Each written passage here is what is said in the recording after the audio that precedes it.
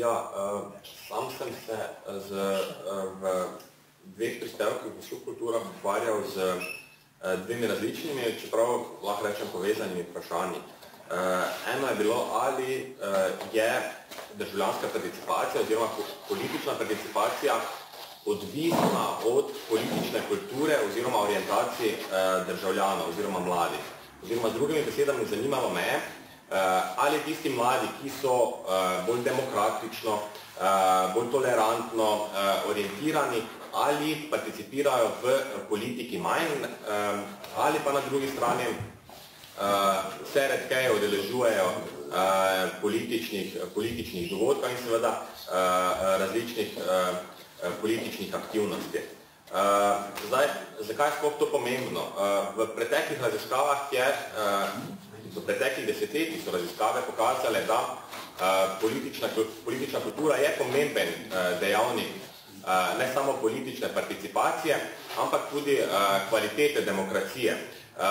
Oziroma z drugim besedami politična kultura, kot recimo orientacije, stališča, vrednote državljanov, vplivajo na ne samo ravni politične participacije, ampak tudi na kvaliteto demokracije v neke države. Zdaj recimo državljani ali pa prebivalci držav, ki so bolj demokratično orientirani, torej so bolj tolerantni, bolj nasprotujejo avtoritarnim oziroma totalitarnim režimom, ureditvam in tako dalje. V takih državah je kvaliteta demokracije, torej delovanje demokratičnih institucij večja. Zdaj, z tega vidika me zanimalo, kakšna je ta povezava pri slovenski mladini. Ugotovljeno je bilo zanimivo, da so v povprečju bolj politično aktivni, civilno-družbeno aktivni, protestno aktivni, torej aktivni v javnem življenju, tisti mladi, ki so bolj demokratično usmerjeni. Zdaj, v grobem to velja za vse tri oblike politične participacije. Na eni vrsti je za konvencionalno politično participacijo, kjer gledamo predvsem oziroma kamor se uvršča predvsem tiste dejavnosti politične, ki so nekako vezane na konvencionalne politične akterje, predvsem na politične stranke. To velja tudi za civilno-družbeno participacijo, torej recimo članstvo v prostovoljnih organizacijah, klubih in podobno.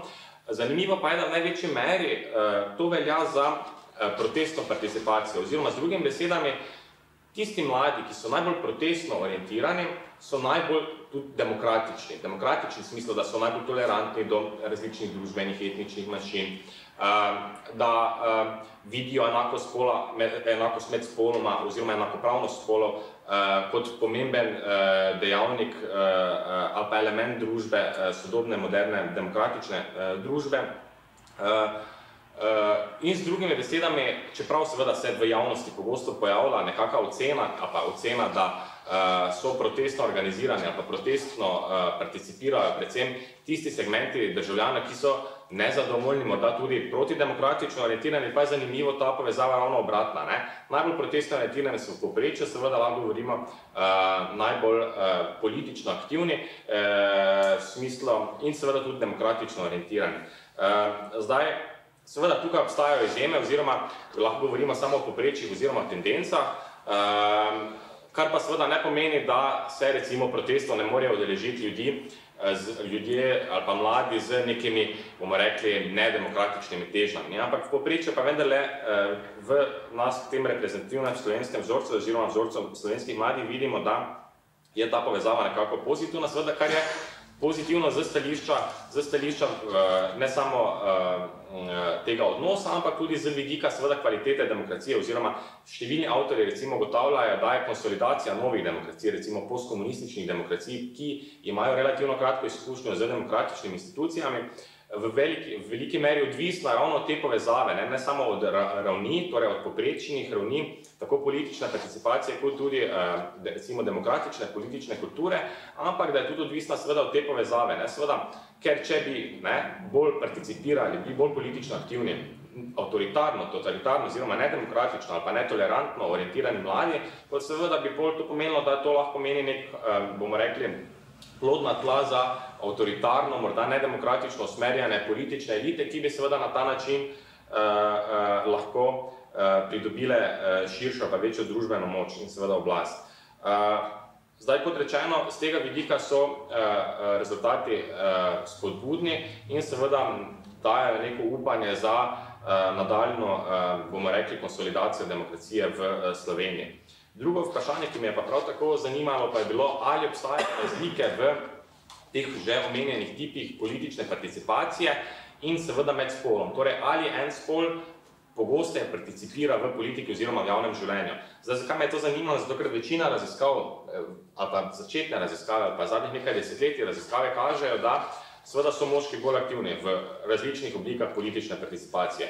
Pogosteje volijo, oziroma so pogosteje volili, so pogosteje kontaktirali politike, bili protestno bolj aktivni v civilno-družbenih organizacijah. Seveda govorimo o večini preteklih raziskav iz večine držav. Zdaj, v zadnjih letih opažamo zanimiv trend, da prihaja do nekega, ne morda zasuka, ampak do nekih sprememb, ki kažejo, da razlike med spoloma niso tako zelo velike, oziroma so pogosto tudi že izničene. Seveda mene je zanimalo, kakšen je ta odnos, oziroma kakšne so razlike v participaciji, kot rečeno, med obema spoloma med slovensko mladino po najnovejših podatkih iz leta 2010. In zanimivo je, da smo ugotovili, da ne obstaja neke pomembne oziroma velike razlike med ravni politične participacije. Kot rečeno, govorimo o protestni participaciji, civilno-družbeni ali pa konvencionalni med spoloma. Zanimivo je, da razlike, če že ki obstajajo, so predvsem v civilno-družbeni participaciji, kar pomeni, in tukaj seveda sem štejemo članstvo v združenih, prostovoljne dejavnosti in podobno. In zanimivo je, da so ženske v tovrstnih dejavnostih bolj aktivne kot moški. Kot rečeno, v protestni participaciji in v konvencionalnih oblikah politične participacije ne zaznavamo nekih razlik. Zdaj, zanimivo je tudi, da je ta razlika nekako, ali pa bomo rekli ne razlika, oziroma enakost povprečje, nekako se je ohranila iz leta 2000, ko je raziskava prav tako takrat Mladina 2000 pokazala, sicer je merila samo zanimanje za politiko, ampak je bilo ugotovljeno, da med spoloma ni neke razlike. Zdaj, zanimivo je, da seveda so ženske bolj aktivne v tej civilno-družbeni sferi, vsekakor pa je z vidika demokracije, če se spet navežemo na njo, prav tako koristno in seveda politične enakosti dobro ali pa spodbudno, da med spoloma ni neke razlike. Ker vemo, da seveda tisti segmenti prebivalstva, ki pogosteje participirajo v nekih političnih dejavnostih, je večja verjetnost, da se tudi v večjem delu zadovolji njihove interese, da torej politične elite delujejo predvsem v skladu z njihovimi željami oziroma interesi. In seveda, če vemo, da med spoloma ni neke razlike, je to vsekakor spodbudno z tega vidika. Zdaj, zaenkrat toliko z moje strani, besedo pa predajam še urednikom. Hvala lepa. Jaz bi se vam zahvalil, da ste prišli na predstavitev novih subkultur. Zahvalil bi se tudi vsem govorcem. Končal bi pa z napovedjo nove številke, se pravi subkulture, 11. številka. Tudi tematska številka, ki se bo ukvarjala z prostorom bivše Jugoslavije 20 let po razpadu te države. Zanimanje za sodelovanje je izjemno veliko. Odločili smo se, da bi oblikovali en mednarodni tim avtorjev, ki bo vsak iz svojega zornega kota skušal analizirati situacijo 20 let po razpadu Jugoslavije. Hvala lepa.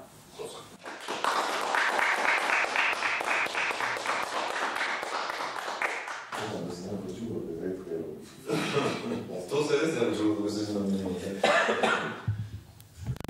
Imamo drugačno stopnjo brezposelnosti, je pa zanimivo, da jih na Zavodu za zaposlovanje ne izračunava posebej za skupino mladih. Ne, on se pa zelo pazi, da ni bi dal neke podatke.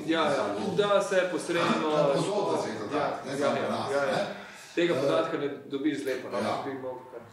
Oni tega posod govorijo o tem, kako pada stopnja brezposelnosti. Redko boste pa naleteli na podatke, kakšno je gibanje zaposlenosti. Števila zaposlenih. Ja. Ker ljudje, torej brezposelnost se zmanjšuje iz različnih razlogov. Recimo v lanskem letu je Zavod za zaposlovanje, ne vem, 8.000 ljudi je bilo izbrisanih iz registra zaradi lastne krivde, ker niso bili lahko. Ne, pa nočejo, vse imamo tudi mi. Ali pa kaj takega, ne? Čisto birokratsko. Nekateri mladi so nam rekli, da se nočejo prijaviti na zavod, ker jih tam gnjavijo in rajšli neki kalmarijo in tako. Ti podatki o brezposelnosti so manj realni, so manjkajo podatki o gibanju zaposlenosti. Je pa druga stvar, v Evropi nasploh, zdaj se reče prekarno ali prekerno, pa mi vi povejte. Ta oblike zaposlenosti zdaj že presegajo 25% zaposlenih. Tisti, ki so zaposleni, je že dobra četrtina zaposlenih je zaposlena na razne čudne načine, negotove načine. In vedno bolj prevladuje za mene najbolj kriminalna oblika zaposlovanja, to je najemniško delo.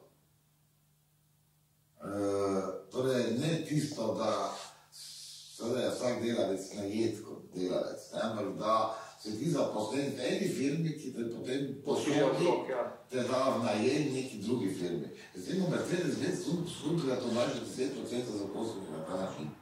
V proizvodni za tekočim trakom.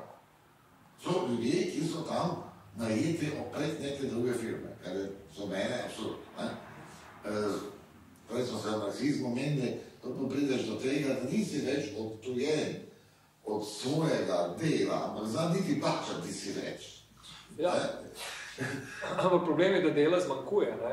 Dela ni dovolj in ustvarjanje delovnih mest, tudi ne več iz gospodarske rasti ne izhaja. Tako da recimo Ulrich Beck, on je, mislim, da najbolj izpostavljen, pa so tudi drugi, kaj Griffin je prvi napisal, konec dela, mislim, da je bila Rifkin. To je glavni problem, po mojem. In zaradi tega seveda so ljudje pripravljeni sprejemati tudi takšne pogodbe, kakršne upisuje. Avtomati, to je zdaj celo v delu smo bil, avtomati, standardizacija, mehanizacija, ne plačujejo socialne prispevke. Torej, oni zamenjujejo zaposlene ljudi, zmanjšujejo število delovnih mest, tudi v kmetijstvu, tudi v, torej, v terciarnih dejavnostih, v smislu banke, zavarovalnice in druge storitvene dejavnosti, šoli še ne tako zelo, v državni upravi bi že lahko.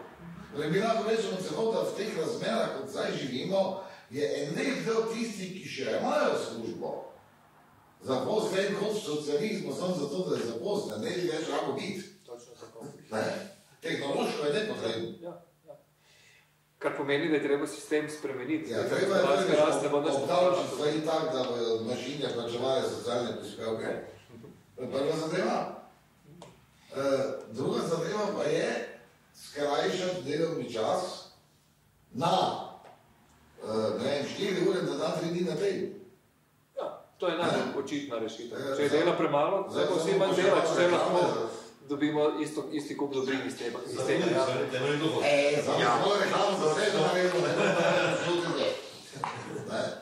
Kaj je reklama? Univerzalni temeljni dohodek, ko rabimo.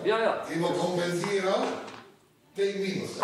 Da ga pa lahko vedno, pa moramo obdavčiti. Skrajšani delovni čas pa UTD isto, to je moja formula.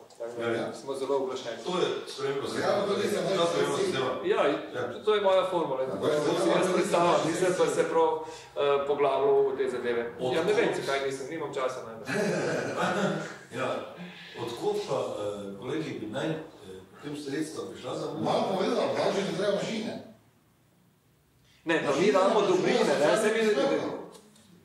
mi rabimo dobrine, ne denar. To ni bistvo v tem, da je denar premalo. Če imamo dovolj dobrin, potem imamo samo en mehanizem, da te dobrine prerasporedimo ustrezno.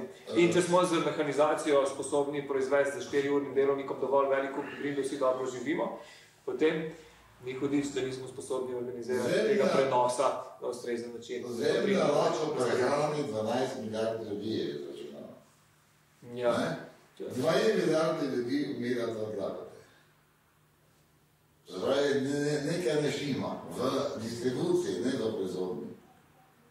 Ja, tudi tu se Treba je tudi lastninske odnose spremeniti. Obdavčiti mašine. A pa kaj je, gospoda ne poznam, kaj je on rekel, da jaz sem bil zraven pri ustanovitvi nove komunistične stranke Slovenije. Čez 20 ljudi je bilo starih manj kot 30 let. To potrjuje to vašo politično aktivacijo mladih, ne? Jaz sem bil prav začuden, stari osud, pridem tja in vidim to mularijo tam, ki je bila navdušena nad komunistično stranko. In to moram priznati tudi to, kar je bolj radikalni kot jaz. Ker se pravi. Pa ti veš, da sem jaz samo Ti nisi radikalja, niti malo, to bilo prosto. Vse ne snemo tega. Ja, snemo, vse ni, kakšno je? Vse se bo odčekalo. Kaj vse pride na internet, ne? Vse malo škali, da. Tu ne. Ne, to ne bojo, ampak vseeno, ne. Ja, gledaj, če se bavi za UTD, pa vas pa vabim soboto 25. februarja v Ljubljano na konferenco sekcije za UTD. Aha. Ja, zdaj pa samo vete, ste mogoče ekonomista pa pravnik? Ja, diploma iz ekonomije imam, ja. No, to je kar take rabim. Nimam se biti. Sociologov pa filozofov vam bo učeš. Jaz bi nekaj rekel raziskaviti. Eno vprašanje se zelo noti mi je ful hladno. Se je ful zapomnil, ne vem, če kdo od vas, če je to v vašem razdelku, od vas. Torej, če je kdo sodeloval na legalnih demonstracijah. Če bi meni to vprašanje nekdo zastavil v srednji šoli,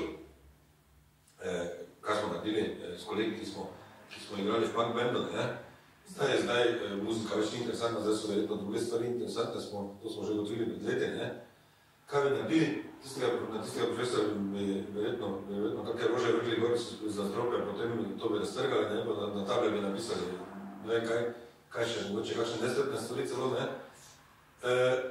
ne bi sodelovali. Ja, ker pač, ko smo bili, seveda ne, se v resnici ne, ampak ko si mladostnik, tudi take idejo, Kaj bo vam mitla odrasla? Kaj?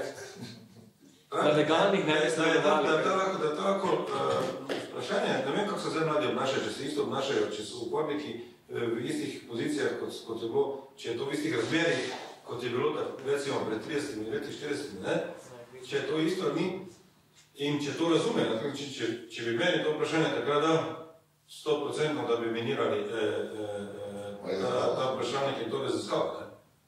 Ja, demonstracije so tako demonstracije, zdaj so legalne, a ne legalne, to je big deal za nekoga, ki demonstrira, oziroma hoče demonstrirati, se opira, kakorkoli, Mislim, da bi čakal pri 17-18 na legalnost demonstracije je tako vprašanje dati, Mislim, to je zdaj vprašljivost. Jaz sem sicer zelo srečen, da so sodeluje pri založniki, da izdaja take stvari, da je totalno spremenil, da so 260 spremenil razmišljanje. Ne mislim, da mora politolog, kolega. Ja, hvala. Torej, to vprašanje, oziroma velika večina vprašanj, oziroma kazalnika je bilo prevzeta iz tujih raziskav. Recimo, konkretno to vprašanje, ki poleg tega je bilo še, mislim, da 4 ali pa 5 vprašanj, ki se navezuje na protestno participacijo, recimo, ali ste podpisali peticijo, ali ste bojkotirali kak izdelek z etičnih, političnih ali kakšnih drugih razlogov in podobne, skratka, in seveda tudi, ali ste se udeležili zakonitih demonstracij.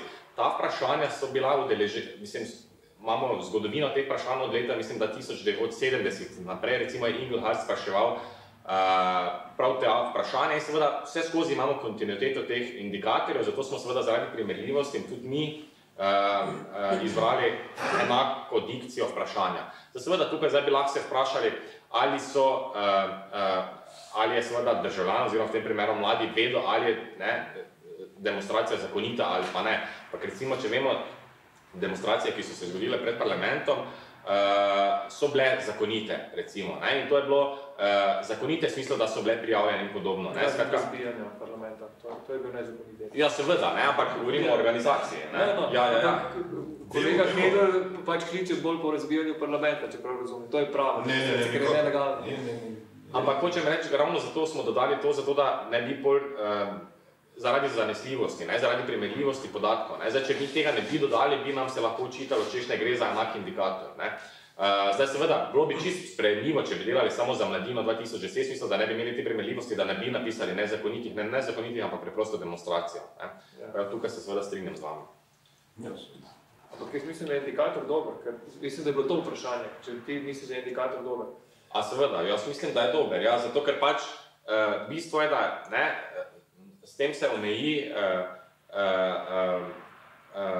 omeji se vedenje oziroma nevedenje posameznika.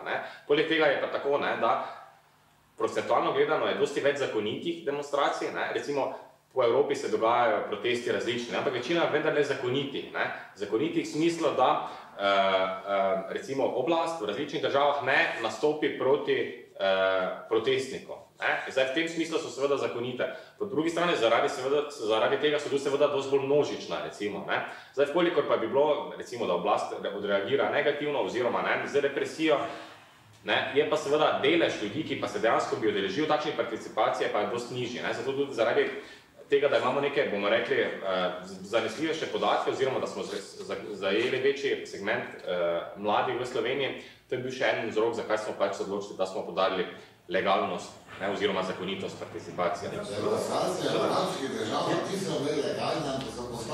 Seveda.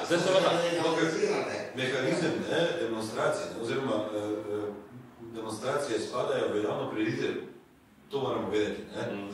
In jaz sem bil zelo presenečen, mi smo organizirali bizdarije, na ulici in obratno, vsem pa tja. Potem sem še razvedel, da je to treba prijaviti, nekaj drugače fobiti. In sem bil zelo presenečen, če kako demonstracije, to bi nisem demonstracije, potem je to neumnost. Iz tega stališča pravim. In zato je to vprašanje z vašega stališča izpraševalca subverzivno.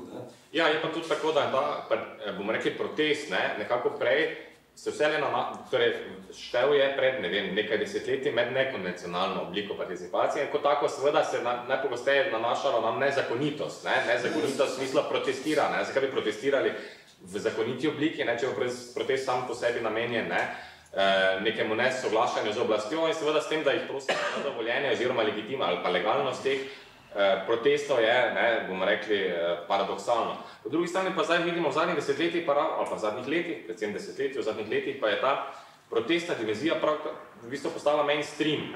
Največ ljudi, recimo, če pogledamo, kaj je največ ljudi storilo v različnih oblikah participacije, vidimo, kaj je podpisalo peticijo in še vrsta drugih protestnih dejavnosti, oziroma kaj bi storili. Skratka, ta odstotek je najvišji. Tako da ta protestna participacija je postala mainstream in posledično tudi zakonita. Ja. Točno o tem govorim, ja. Če je to participacija. Ja. Ker učiti ljudi demonstrirati je za mene vedno bolj vprašljivo. To se morajo ljudje sami učiti. To te mehke materinske avtoritete demokratičnih družb, ki je vse inkluzivna in omogoča legitimne demonstracije, vsako mnenje. Legitimne, ne pa legalne. In legalne. To je legitimna pot tvojega političnega udejstvovanja. Če mi rečemo, mladi participirajo in smo veseli. Mi, ko predstavljamo to, če rečemo, mi smo veseli, ker mladi protestno participirajo, torej niso politično apatični. In to je dobra novica. Za družbo, za sistem. Najbolj očitne demonstracije zadnjih nekaj letih. Francija, Grčija, Španija, London, Wall Street, pa na koncu še Margojza. Nobene ni bilo prijavljene in marsikje je oblast uporabljena nasilje proti protestnika. To ja, nobene ni bila prijavljena. Kje ste podatke, da Wall Street ni bil prijavljen? Zato, ker ni bil. To bi ker ga nismo komu prijavljati. Pazi, ker že zaradi tega, ker v tistih okoljih to ni dovoljeno demonstrirati. In recimo pred določenimi zadevami v tujini, ne vem koliko 100 metrov od parlamenta in podobnih zadev sploh ne smeš demonstrirati. Ne vem, kak je to v Ljubljani. Ampak ti v Londonu, mimo parlamenta, kaj ti so za en stik že, ko predsedniki stanujejo, pred Buckinghamsko palačo ne smeš demonstrirati, fekti. Se nekaj redko mora biti. Ja, samo bom jaz demonstriral na 3 ribnikih. Kdo nam bo videl? tudi med cirkus, ko smo imeli s policijo bilo pravka. V glavnem, kaj bi lahko bilo, mene zanima raziskava, vedno so te raziskave spremljene, tudi drugače zasebno, ne samo službeno.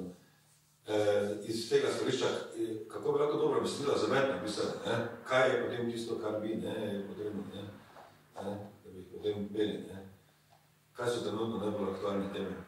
Bomo dala na prevedi. No, za besedilo slovenskega jezika, mislim, da za slovensko okolje,